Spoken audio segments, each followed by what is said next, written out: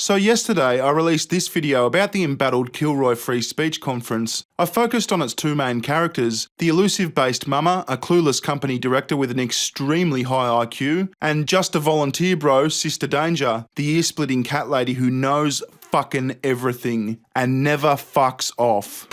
Hey, can I respond to Ben? Man. Trademarks are industry specific. All right, go ahead, then we're ending it. No, please don't end it. Please give it a little more time. There's so many things, and I want to try to answer them a little bit more. We can host a Q&A another day. I got stuff to do. Call in late. I was supposed to end this like an hour ago. Then I guess it doesn't matter how much overtime you go. Yes, it does. I have children to put to bed. Well anyway, shortly after I released the video, I got this comment from Based Mama's daughter, who was kind enough to pass my message on to her mum. Now it's been a pretty turbulent couple of weeks for the Kilroy event, and Based Mama, Kilroy's sole director, has been completely off grid, leaving a lot of people with a lot of unanswered questions. In the following conversation, I try to get as many of those questions answered as I can. Obviously, people are wondering what's happening with the event. You know, is it on? Is it off? What's the plan? Well, it's on. We still have a really good lineup, and we have committed speakers who have been wonderfully, wonderfully supportive. And a lot of them, especially with the academics like Peter Boghossian and Christine Hoff Summers, they had, no issues there at all. But they do this a lot, so I think that they expected that there would be contracts, but I didn't know until last week when I spoke with the business consultant that, an email exchange of, yes, I will be there to talk about X on this day is enough to go forward. I didn't know that literally until very recently. Yeah, I think the thing that is on people's minds is obviously the money, the crowd-funded money. So there was $85,000 raised. So do you want to talk about how many refunds have been requested so far? There has been just about 100 refunds requested so far. Okay, I have to go over the issue with the PayPal. I suspect that because Sister and I were logged in at the same time from two different IPs and two different locations, that caused PayPal to think that there was a security breach with the account. And they tried to get into contact with me to tell me that they needed identifying information. But at that time, Sister was the only one that had access to the email account that was attached to the PayPal. Why was she the only one with access to it? When Dave left, she wanted to change all of the passwords to all of the accounts. And I said, yeah, go ahead and do it. So I wasn't directly receiving that information, and she wasn't telling me that PayPal needed that information, which in retrospect, I should have been like, give me all of the, passwords, and shouldn't have waited until she left to do that. Was this Kilroy's main email address or something? Was it like an admin at Kilroy or something? No, it's the email address that's attached to the PayPal account. It's the kilroyevent@gmail.com. Okay. Anyway, she had changed the password, and she was getting all of the alerts from PayPal, and I wasn't seeing them, and she wasn't telling me that I needed to address anything. Then yesterday, my account had limitations, and I didn't know why, so I called PayPal, and they said that personal identifying information on the account was not correct to my personal information. So I'm trying to figure out what happened there, and I have to go through this really long process of verifying my identity. Like I have to send them my social security card with my ID to prove that I'm the same person, and also my bank statements and my articles of incorporation for the company and the paperwork establishing the business bank account. In the period of time where Sister Danger was in control of the main email for Kilroy, was she in control of the PayPal? Were you in control of the PayPal? What was the story there? She had the account information. She could get into the PayPal anytime she wanted to. And of course, she was receiving all of the information, like any refund requests or anything like that. So all of the money that was donated is accounted for. It is sitting there. It is available. It hasn't, it's still in your control. Yeah. I mean, everything is accounted for. It as a business. I do have to answer for, the taxes and the IRS and stuff. So nothing has happened without documentation. Do you use an accounting package? Do you use Xero or MYOB or something? Oh, I don't. My bank does all of that. If I make a purchase and I want the invoice for that, then the bank will request an invoice for that, and that way I have like a 11 by 8 printout of that particular invoice for that particular thing. You don't have a set of ledger accounts where you can look at your budgets and your expenditure and your print a profit and loss statement and that sort of thing? Well, we don't have a profit and loss statement yet because we won't know until after. Well, that's why you have a budget profit and loss, like a forecast profit and loss. How was the $85,000 that was eventually crowdfunded? What budgets were prepared? Like, how did you come up with that figure? Did you have any idea how profitable the event would be? How did you go about budgeting?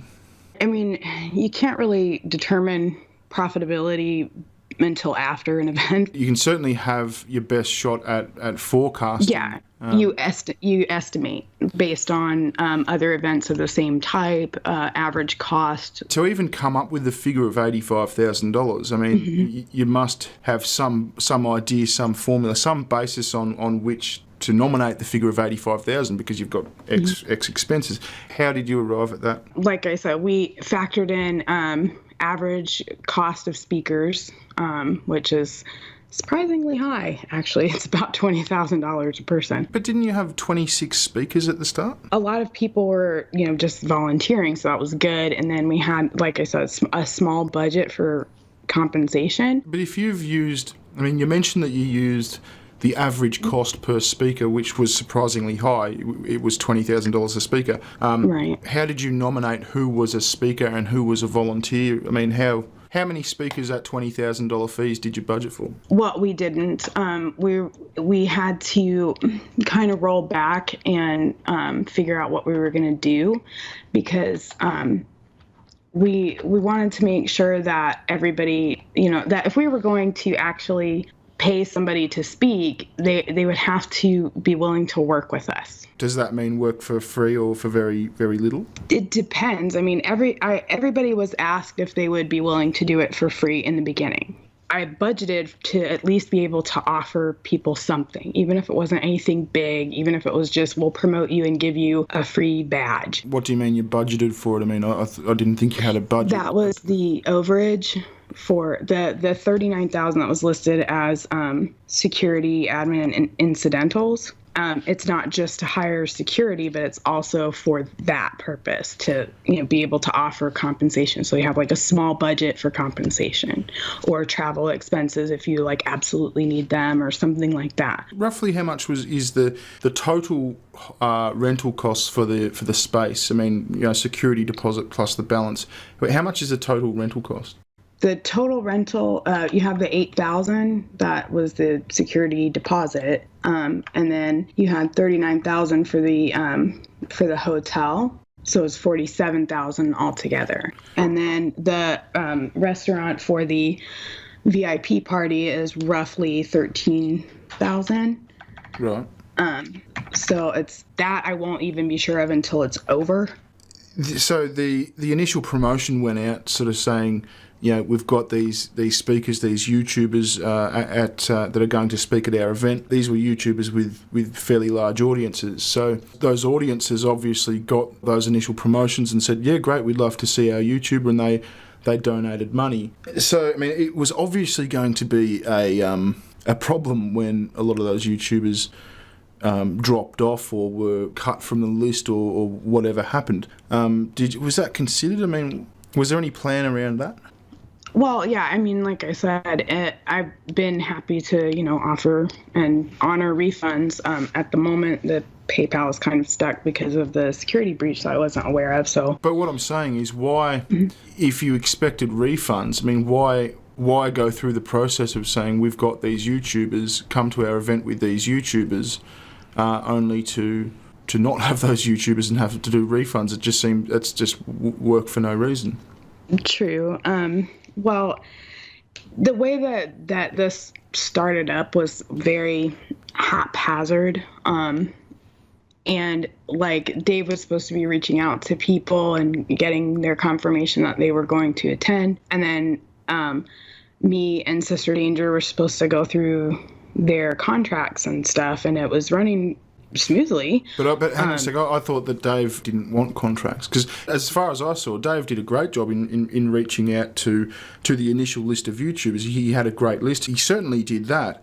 And so then it was your job to secure the speakers type thing. My whole part of this was to be on the ground and secure vendors and venues, and then Sister was our conventions operations person. I think what needs to happen, I mean, if this event has any hope, I think what you really need to do is to get a budget profit and loss statement drawn up, and that needs to be made public. I mean, this is the public's money. This is donated money that you're dealing with. You need absolute transparency. You need a budget profit and loss statement that you can put on your website, and then after the event, you need an actual profit and loss so you can compare the two. Because between sort of what you're saying and what's been speculated and what Sister Danger's saying, it doesn't give anyone any real confidence that the event's being managed properly. There needs to be a central set of books to show that this is what's happening with your money. Otherwise, I think there's going to be, like we've seen in the last week or two, this you've had 100 requests for refunds. To be honest with you, I'm surprised it's not more. I have no issue being very public about the money. I didn't ever. I was told that it's not good business to put that out there, so I didn't do it. No, that's ridiculous. I mean, of course it's their business. It's their money. That was my feeling of that as well. Like I said, I don't have a problem being really open about it. I got bad advice. I mean, Dave was right when he made the video. We got bad advice. We were going by that advice because we were putting our faith in people who had more experience and more knowledge than we did, assuming that they knew what they were talking about.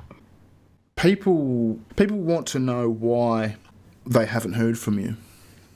Oh, God. I've been getting attempts to hack like crazy. My email that's attached to my YouTube page there's been attempts to change the password. All of my Twitter and my alternate Twitter are both getting password attempts changed, so I had to lock them down, and Twitter is investigating, whatever that means, because I haven't heard anything back from them. But I got 8 or 10 text messages at a time that a password request had been made, and I went to my email, and there was no alert or anything on my email, and then Twitter support said your accounts may have been compromised.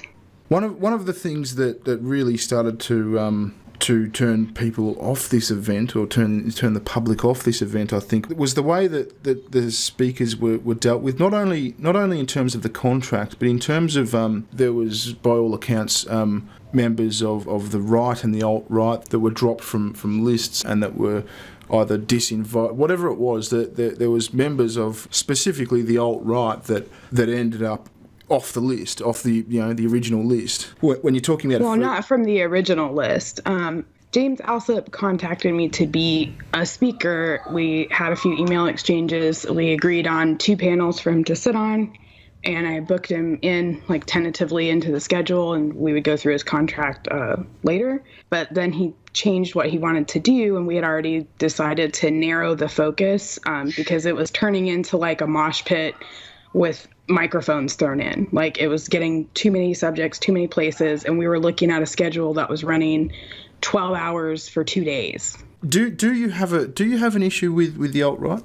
No, I don't have a problem with the alt-right. I don't want to name them, but we do actually have speakers who are very far right or alt-right altogether. They just aren't public about it, I guess. So I'm I don't want to go like that person. That they're not the wide-reaching, right-leaning YouTubers that people wanted to see. You know, your James Allsops, your Lauren Southerns, Baked Alaska. Dave was reaching out to people and not CCing me or sister on his communications with people, so we didn't know who he had invited and who he hadn't. And then we were also being told to, check into this person or that person, to talk with this person or that person. Like, the way that we had tried to structure the panels was so that you had one person who was right-leaning, one person who was left-leaning, and one person who was more moderate or centered or undecided, right, and a moderator. So when you have a lot of right-leaning people, it's like, okay, you have to stop, because now we have to find people who are more left-leaning to counterbalance. And so then Dave's got a list of popular YouTubers together who have big audiences and audiences who are willing to donate money. That was handed to Sister Danger. She sent them all fucking horrible contracts that made them all turn. Neither me or Sister Danger knew who Dave was talking to invite, and we didn't know where they were as far as the confirmation process or anything like that. I realize that, but as you stated yourself, I mean, all that needed to happen was to confirm with them via an email. I mean, instead they were sent a long, arduous contract. I mean, if you can send them a contract, you can certainly send them an email saying, "Can you commit to this event?"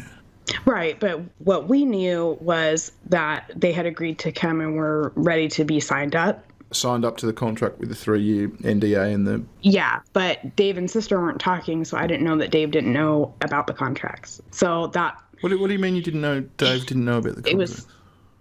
Well, Dave was contacting people and getting their confirmation that they wanted to attend, and he was supposed to be handing them off to Sister Danger, and I was trying to learn how to sign people on and stuff because I'd never done it before. So I was participating in it, and as the signatory, I'm the one who's responsible for all the legalities and taxes and all of that.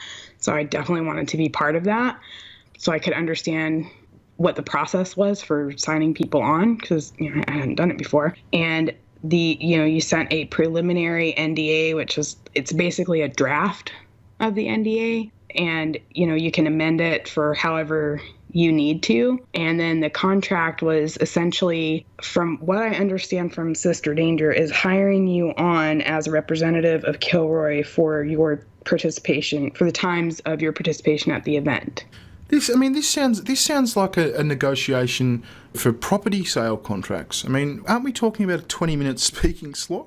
I would agree with you there, except that my contract to have the party at the restaurant is about 4 times longer than the contract that we had, and the contract itself is just, it's not really necessary. But at the same time, I don't know how much legality I'm going to be into for whatever happens. So I needed to safeguard that essentially, or to protect the business, as I was told that this was meant to do.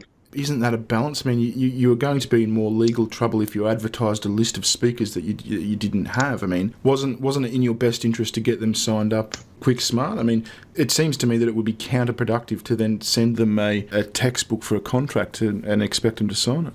Oh, it's not quite a textbook, but it's... For a 20-minute speaking slot it is. Well, right, and I had talked to a corporate lawyer because I figured I should probably go back and double check on these things, and he said that contracts should be listed and you should have them. So I was like, oh, okay, well, he agrees with that, so I'm going to stick with that then. But then when I talked to the business consultant, he said that this is not a corporation hiring people on, so you really don't need to go quite that far. Did you explain to the lawyer that this was a free speech event? Yeah, I did. I think that when I sent him the NDA and the contract, and so I think that the contract and the NDA gave him a different impression of what we were doing, internally. So I think that him looking at it sees it as essentially what it is, which is an employment contract, because you're signing on to be a representative of Kilroy, and that wasn't actually necessary. So I think that he thought that we were signing people on as volunteers, to help with registration and things like that. I'm surprised the lawyer didn't say this contract needs to be rewritten. I'll have my draft here by Tuesday along with my bill. He actually did recommend that it be rewritten and to be far more specific, and the NDA as well. But sister said she didn't want to change methods halfway through. Why did they have such lengthy periods? Like, why were there 3-year terms? I really don't know. I didn't write the NDA, and so I don't know the reasoning behind all of that. But didn't you say that it was in order to protect your children?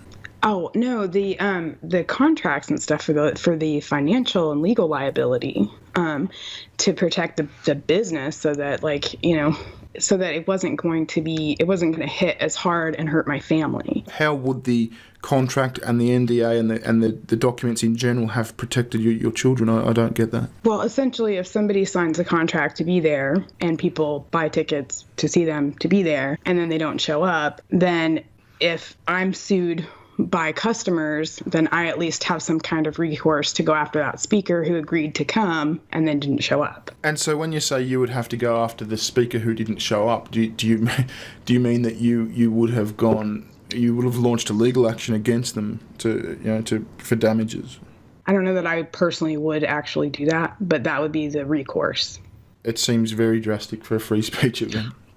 I agree, but at the same time, I mean, at the end of the day, I have to be responsible to the IRS and the FTC and all these other entities. I'm responsible to them. Okay, so the Federal Trade Commission, is that the one that that governs the advertiser laws and that sort of thing? Yeah, and but hang on a sec. Hadn't you already breached their laws or their regulation by advertising a list of speakers that you didn't already have signed up? Weren't you already in breach?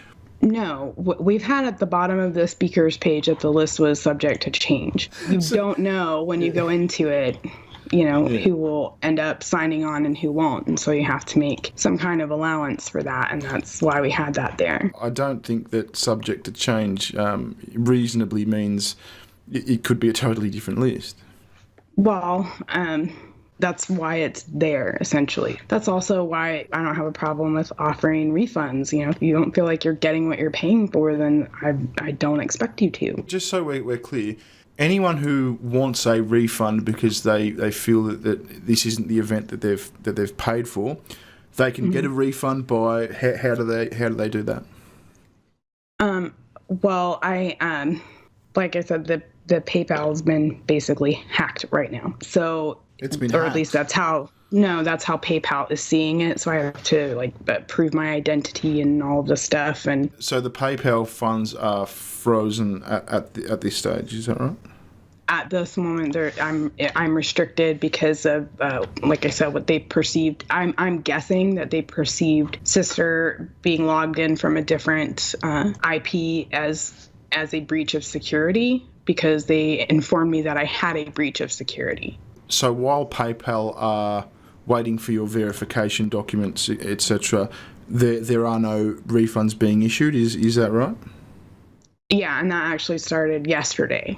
Do you have any idea how long it will take for that to be cleared up? They said 3 to 5 business days, but I don't know because it's been escalated to something that has to be dealt with by a supervisor, because I didn't respond because I didn't have access to that email. So I wasn't responding to their requests. So remind me, why didn't you have access to the email again? After Dave left, sister wanted to change all of the email passwords. So she did, and then she didn't pass that on to me. Did you ask for it? I didn't. It was attached to the social media, so I thought that everything was squared away because I'd already done this process with PayPal before. Why was Andy Warski rejected? I mean, I understand Andy Warski suggested a couple of panel ideas and a couple of things, and he was rejected. Why would a YouTuber like Andy be rejected? I mean, it just seems to me he's got a large audience. He seems to have been a real driver behind pushing this idea. Why was he pushed away? Well, he actually wasn't. I looked back through our conversations, and I never saw any time where I told him he couldn't have a comedy panel. And that was so weird to me because I had him scheduled to talk about it, to introduce the topic of offensive comedy, and then do a panel right after it on the same subject. I know that I had said no to him and Crazy Hair wanting to do a panel Basically, she just wanted to tell Andy what a mean meanie he was. I told her, look, this is a personal issue between you and him, and you need to handle it personally and not be dragging it, all over everything. You need to handle your personal stuff personally. Obviously, one of the as I've sort of been very clear about, one of the big grievances with you and with the event at this stage is the lack of communication, is the lack of any information or any updates. You've now got access to your main Kilroy email address again, which is what, sorry? The Kilroy event at gmail.com. It sounds as if from the way you're describing these things, it sounds like it was a hostile sort of split between yourself and Sister Danger. Why the animosity? To be honest, I don't really know. It was I got really, really sick, and so I was just kind of taking some time off, and my kids were really sick too, and I have 6 of them, so when everybody has the flu, it's not a good time. And so going forward, where can people expect to see updates? Because people want updates. How can people stay up to date with what's going on with the event? I'm getting a social media manager to come and help, to run the Twitter and the Facebook, and people can get updates from there. I don't recommend emailing me directly with questions, just because I get so many emails every day. I might not see it, and then I would feel bad. When do you expect to be providing, regular daily or bi-daily? I'll have somebody by Friday. By Friday, okay.